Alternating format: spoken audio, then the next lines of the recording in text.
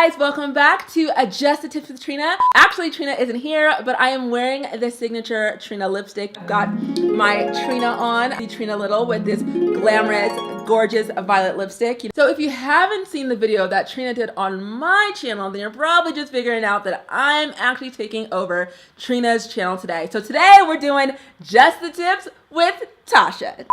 My name is Natasha Solae, and I'm the founder of Girl CEO Universe, a platform that helps female entrepreneurs build a bold personal brand so that they can attract dream clients and glamorous opportunities on autopilot with ease without the hustle. So basically, I'm a coach that helps female entrepreneurs grow their income and build their legacy. Today's video is gonna be such a treat because we're actually talking about my favorite thing, personal branding. I'm gonna be sharing with you the 3 things that I am doing in my business to actually take my brand to the next level. And if you are a business that is struggling to attract your dream clients and get the sales you desire and hit your income goals, well, 9 times out of 10, that's due to not having a personal brand. A lot of you guys are probably like, I'm just gonna focus on what I feel like is the money-making activities.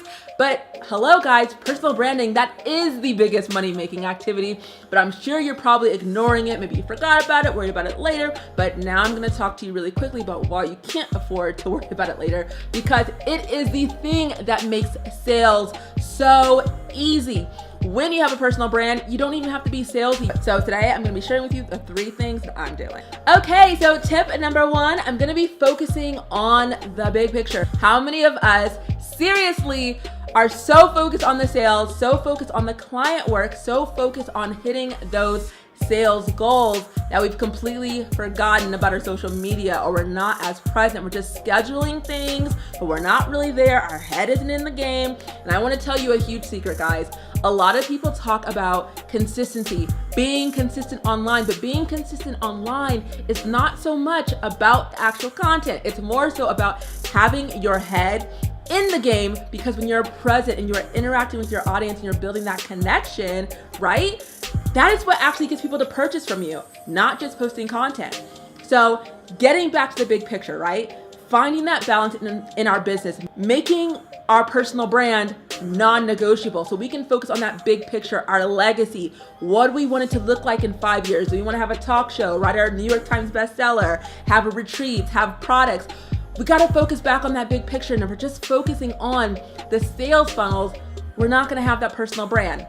So number 1 is focusing on the big picture and making that personal brand the number 1 priority so that we can always be attracting a new influx of clients and not just getting our head buried in busy work. You don't want to feel like a prisoner of your business, guys. Number 2, picking a platform. That is something that I learned this year that I really struggled with last year. Last year, you guys, I seriously thought that I had to be like all the things. So what I mean by all the things is I thought that I had to be producing high production content on every single platform.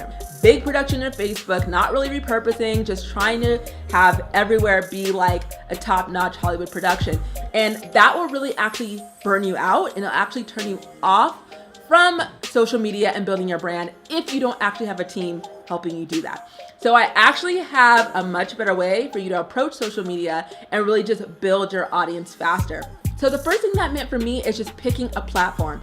Picking a platform that you're actually gonna put the most effort into building your personal brand. So we're not talking about just salesy stuff, guys. We're talking about connecting with people based off of similar ideals, interests, and values. And for me, that was YouTube. My main platform is YouTube, where I'm really focusing on harvesting and really just building that personal brand. Twitter, I used to think that I had to focus on sharing all these articles and YouTube videos on there. I don't even do that. I don't really use Twitter to like share content. What I use Twitter for is to actually maintain relationships with my industry colleagues, build relationships with journalists, media publications, editors, things like that. And the reason why is because those are the platforms, writers, right? Writers, so those are the platforms that they use. And so if I want to make sure that I'm getting into big media publications, I need to be on there. But I don't have to use that platform to build a relationship with my audience. I can just use that to sign in and speak and build and network and things like that. Facebook, I don't really focus on having high production videos on Facebook. At most, I share my video from YouTube, but really what I use Facebook for is I use it to really craft a Facebook group, a community.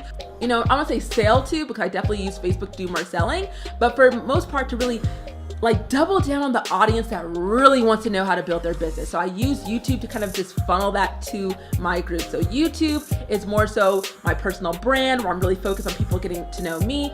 Facebook is where people really double down and get the information they need to really grow their business. So that's how I use Facebook. So I don't have to have crazy amounts of content everywhere.